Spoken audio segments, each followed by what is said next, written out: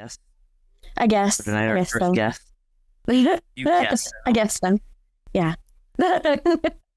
Monsters Alive have been a supporter of Fear Expo since the start, and David Quinn has been a good friend to us and a good friend to me. So let's show some love to David Quinn. What's going on? Well, hello. Good to see you, my friends. Always good to see you. What are you guys doing? Tayen, I'm so excited for the first mask. I can't wait to see it. Oh my gosh, I love the mix of things. The throwing the spider with the monkey. Maybe you end up with a spider monkey. Maybe you won't. I'm excited. It was difficult. It was extremely difficult. I don't know how you gonna do it all the time. I think that's super cool. That's one thing that I love about making masks is you really can't go wrong. If you want to mix a spider with a monkey, then do it. That's true. That is true. You can't make a jack up on it because it's gonna look weird either way because we're hot people. There's no mistakes in art. There's no mistakes in art. So David, you came in at the last minute to save the show tonight, and I really appreciate that. Thank you again. Well, thanks for having me on. I'm happy to be here. I love having you on, man. I love everything about you. I love everything you do. I love being around you. I love talking to you. You're just like an all around great person. You're an awesome people. Have in a life. Well, I just, like it's all Hunt fam to me. Every single one of you, like it's all Hunt fam. We're all just big messed up weird family. So. Right. We don't have each other. We don't have anything else, right? You got that right. So since Tayen is on her mask adventure, let's talk about some masks. Okay. Let's talk about some Monster Alive. Okay. Which ones do you want to talk about? Well, what do you got within arm's reach of you right now? Hold on. Jennifer is going into my personal collection. Ooh. So every single mask that I make one for myself. Just because someday I'm going to be dead and gone, and my kids will be able to turn around and sell them for lots of money, I hope. Have a museum. I do have a museum. I really do. Exactly. Okay, so this is the first one that my dear love brought me. This is my Wolfie. So he is into kind of making something like this. Yeah. Biggest thing is preparation. Sort of figuring out where you want to go with it. A lot of time in sculpting. And then none of it matters without the finished work. You got to sit down and you got to be able to follow through with it. When I first, this is my first wolf mask. I absolutely freaking love it. I can't wait to do another one. I haven't sat down and sculpted another wolf since this one because this one just turned out so freaking epic. I don't know how I can top it. Because if I sculpt another one, it's gotta be better. So, but yeah. Key to success is always preparation. Sit down, make a plan for what you want to do. Do you want it to have a moving jaw? If you want it to have a moving jaw, how are you going to do that? Do you want to add fur? If you want to add fur, how are you going to connect the fur? What sort of look do you want it to have? Do you want it to be mean and snarly? Like you got to think about all of those things.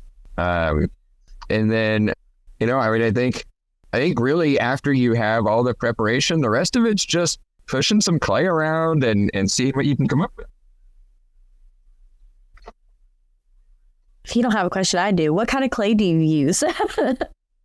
So all of my clay is plastilina clay. It's all oil-based. I don't use wet clay. I have before, but I don't like using wet clay because typically I have like 3 or 4 masks going at a time, and I don't push myself to, okay, I have to create this mask and it has to be done by this. No, I I create my mask off of emotions or nightmares or dreams. And if I'm not feeling that sculpt at that moment, then I step away and I start another sculpt that I am feeling. And whenever I'm feeling those emotions like angst or anxiety, both those masks are based off of emotions. And whenever I'm feeling anxious or something like that, then I attack that mask. Or whenever I'm feeling angry at the world because somebody cut me off and slammed on their brakes or whatever, then I go and I sculpt that on that mask. Yeah, so that's pretty much it. Masks are difficult. The hard part is getting started, picking up the clay, picking up the tools, and just messing with it. And making mistakes. Like, you're going to make mistakes. It's going to happen. You're going to end up losing a sculpt once or twice because it gets stuck in the mold. You're going to end up breaking the mold because that thing got stuck and you pushed it off the table so you could have your sculpting armature back. Like, it's going to happen. Don't have your heart set on anything. And if it does happen that way, it's meant to be. Just go in and do it again. It always turns out better the second time anyways. So with the clay that you use that's oil-based, does it make it easier to come out of the mold since you brought up stuff getting stuck? Or is there something to make it come out easier? Because that's a problem I have found is I have to sit there and dig out clay for like 2 hours. So inquiring minds want to know. So, not necessarily. Is it easier? Probably not. Oil-based clay is probably maybe a little bit more difficult to get out because it never really, at least the clay that I use, it never really gets very hard. It only gets hard when it gets cold. Lead clay is definitely easier to get out of a mold because it's water-based. So you can take water and wash out that lead clay. You can use a pressure washer. You don't want to be right up in it, but you can use a pressure washer and you can wash out that clay. But for me, oil-based is the way to go because I'm always doing so many different things with it. I don't like to throw away my clay. I don't, for me, I like to be able to reuse it and reuse it and reuse it. Yeah. And yeah, do I have a bunch of clay that's all sorts of, you'll see my pictures when I do a sculpt and I post it up. You're like, what's going on with all those colors? That's because I have got like 4 different colors of clay going on. And yeah, I try to heat them up and wedge them together and whatnot. But, sometimes I end up with a splotchy sculpt, but it's just looks, I don't really care. I can as long as it looks good when you pull it, that's all that matters. Now, what about the hair? How do you get the hair to attach and stay to your mask? Well, that really depends. So I have some where I actually punch the hair. I have all of our shrunken heads. They're all punched. Now, those aren't sculpts or a mask, but they are a latex piece. But we punch all the hair in those. And honey, how many hairs would you say is in a shrunken head? Way too many. There's way too many. But they all get punched individually. And sometimes, like the wolf mask, the base of the fur is attached with contact cement. And then I go in and I actually cut fur off of that and I lay it on with rubber cement. And that turns out great because you blend that blanket of fur into the pieces. Can I see the wolf mask again? She's gonna grab the wolf mask and I can sort of show you how I bring those pieces of fur. The werewolf mask is the best one to show that with because I really do blend that fur all the way up into everything. So right here is where the fur starts. The base of the fur, the big blanket. The rest of it is all trimmed and hand laid. It's on the eyebrow and everything. Now, you're not doing this for every mask, are you? Oh, absolutely. Oh my gosh. Absolutely. Just talking about it is like stress inducing to me. I was about to say, I applaud you for working with fur. I hate working with fur. I The only hate thing I it. hate with working with fur is it gets everywhere. Like you That's- make one yeah. cut and I plan on 40% of what I cut actually gets stuck and the remainder just sort of floats around the air. Yeah, that sounds about right. Oh, But when it yeah, comes to we don't just do like fur masks or anything like that. We do all sorts of masks. And I think probably like my favorite thing to mess with is illusion. So for instance, how do you see out of that mask? I can't see your eyes. Well, that's magic. It's an illusion. It looks like there isn't a place to be able to see out of, but really there is. Here, try it on. Let me show you. And people are just kind of like taken back by, oh man, that's cool. I love playing with the mind like that. You know, that's what we're all doing in this industry is we're playing with people's minds as they walk through the haunt, as they walk through that maze or that cornfield. We're reaching in and we're tickling that little dark spot inside their brain that's called fear. And we just love feeding that fear. Now, when you were talking about finishing there a little bit, I know a lot of artists, that's kind of like their biggest hang up because they don't know when something's done. Or, you get to some artists that are just like, hey, sometimes you just get to a point and you just got to stop touching it. Then you get some artists that are like, nope, knew it was going to happen from start to finish, blah, blah, blah. How does finishing look with you? It's not done until I'm happy. So don't get me wrong. There's times that I've taken it too far and I'm like, no, step back. We're going to do that. And Alt Control Delete. Let's go back a little bit and see what this looks like again. And, I've just learned to be happy with when something is ready. Like I won't put something out there that I'm not happy with. And as far as like being finished, put the stamp of approval on it. My personal opinion, it may be finished to me. That doesn't mean it's finished to you. It may not fit perfectly with what you're doing.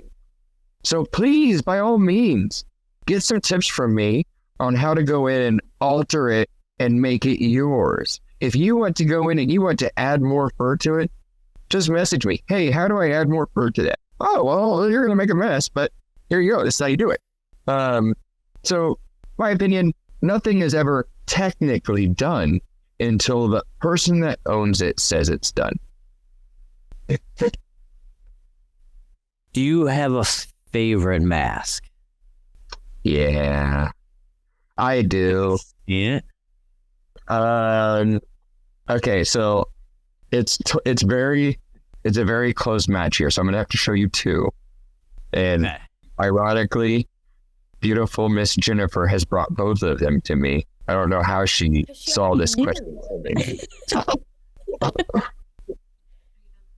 I'm done with Wolfie. You can put him back in his cage. Okay, so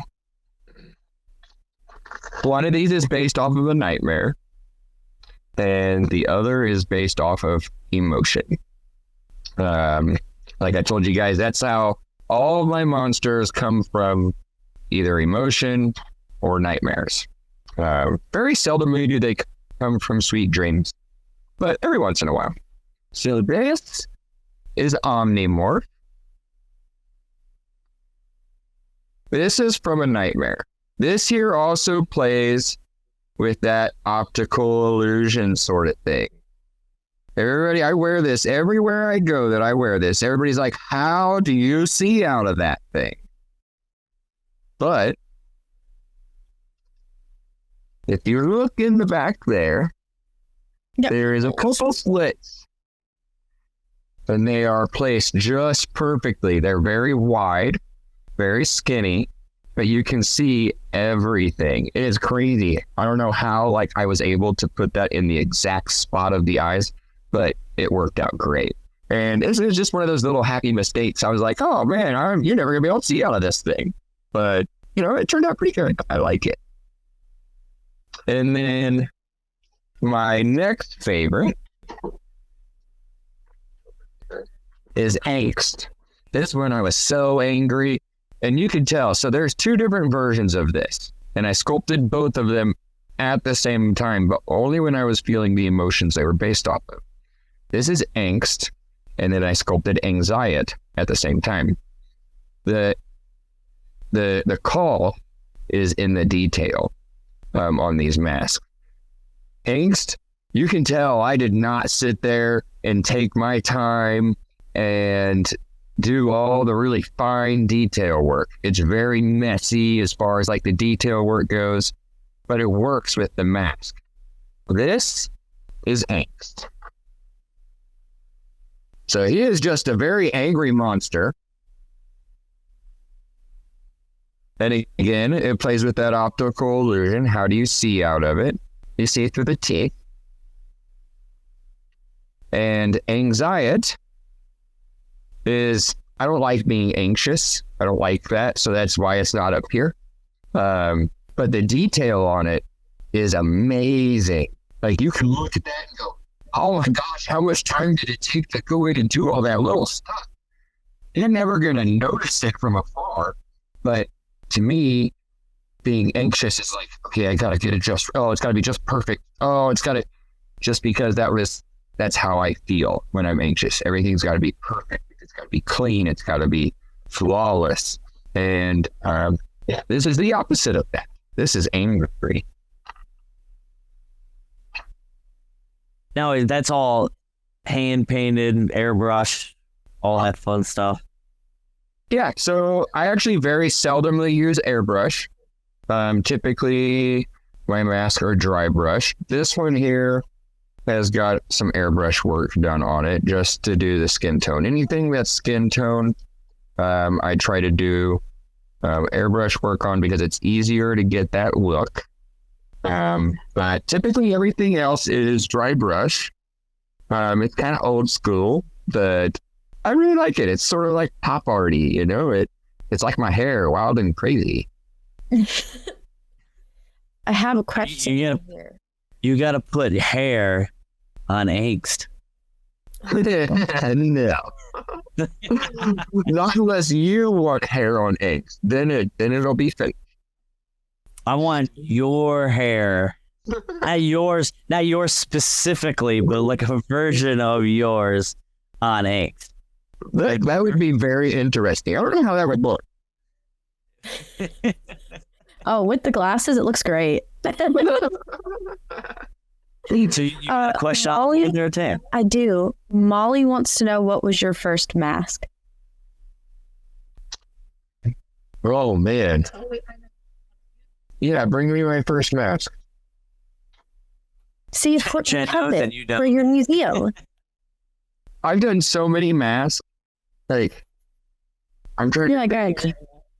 Just gotta go get it out of the glass case from the museum. The phone is it all. Okay, guys, are you ready for this? The glasses are coming off, and I'm putting this baby on. Oh, I better check for spiders, the wife says.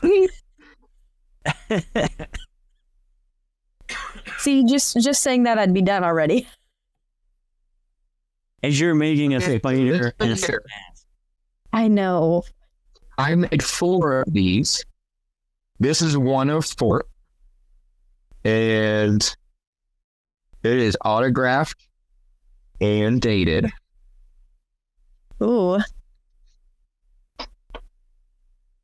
Oh, that's cool. What was it dated? 2019. Really? Only that long ago? I figured it was. I know, like, I'm a young pup. I'm a young pup in the industry. Come on, you know that. You were young, but I figured because you're talent-wise, that you've been doing this since the dawn of time. Okay. Now, in all seriousness, you could be just as talented but you just can't stop. Don't stop. Keep that clay in your hands, all right? Keep smudging it around, make a mess. Keep the clay in your hands. Become one with the clay. You know, fun fact, I've never sculpted a thing in my life. Not That one. surprises me. Yeah, like not even in like art class in elementary school. Never like You Never never made a once. pot for your mom. nothing. I never realized that until just this moment. Now I feel like I'm missing out on something. I don't even know where to Yep. get. Have a make and take with David Quinn from Monsters Alive on Oh, making wow. masks. I'll have David make, and other people will take, and I'll hang out and I'll watch. They'll be there. Because nobody's gonna want to take anything out for sure. Brianna wants to know. I want to know what made you start doing Halloween art. Okay, so it was the kids for sure. Now, don't get me wrong. Like I've always loved Halloween, but actually, like getting into making the Halloween art was taking my kids to local trick or treats, and them being absolutely garbage. And I wanted to do a trick or treat event. It was called the Spooktacular Trick or Treat. And I teamed up with a few other local businesses, and I shut down my business parking lot for the night. And we had a huge party, and everybody was welcome.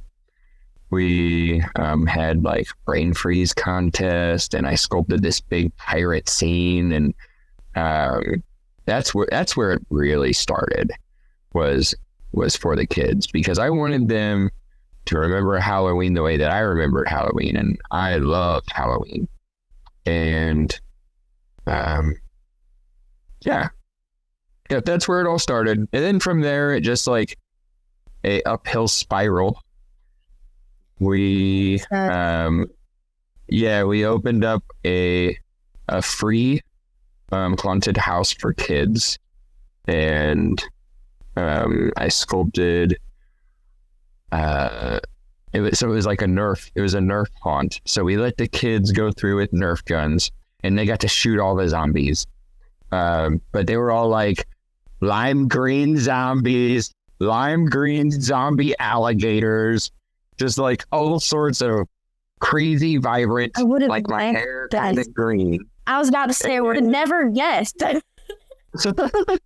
It was very very pop party, and from there it just like continued spiraling, and we opened up a professional haunt because we hated picking up Nerf darts. And I started creating everything original in our haunt so that we had stuff that nobody else had, and that's sort of what set our haunt apart. And then everybody's like, I gotta have that. Where'd you get that? And I'm like, oh, I made it.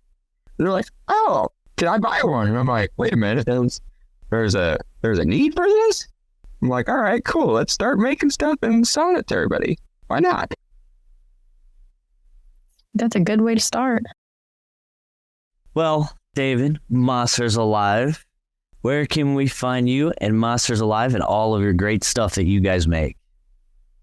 Well, if you're local, you can always find me at Lake of the Ozarks, Missouri. I have a store here. You can come visit me anytime. You can also see me at almost any upcoming show. We do have Texas Hotters. We'll be down there with you, Tayen. And I think we'll also be at CreepyCon together, so that's kind of exciting. And what other shows we have coming up, honey? And then all the rest of our shows are next year. We're thinking about Monster Day in Greeley for Iris to set up her mask and sell her booth only. And that's run by Distortion. And then You can always find me on Facebook. Do not be afraid to send me a message or a friend request, or even just say hey. Or monsters-alive.com. And are you still accepting orders for this year? So That's always the question. we're still filling orders. I can tell you that if we are accepting orders, it would have to be under approval only. So you would have to reach out to me and say, hey, we're thinking about getting this. Is this possible?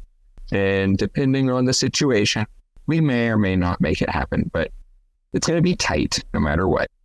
Don't expect it tomorrow, because that's not going to happen. By Oh, it's August. good to be busy. Yes. Well, David, thank you for coming on to the show tonight and saving our butts, like always. I really do appreciate it. I appreciate you as a business owner for Monsters Alive, and I appreciate you as a person. Thank you so much. Well, thank you guys. I love you so much. Now I've got to run.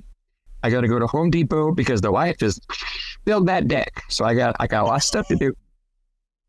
All right, you get to going before she gets mad. Don't need jet fan of you. All right, guys. I love you. Love you guys. Bye.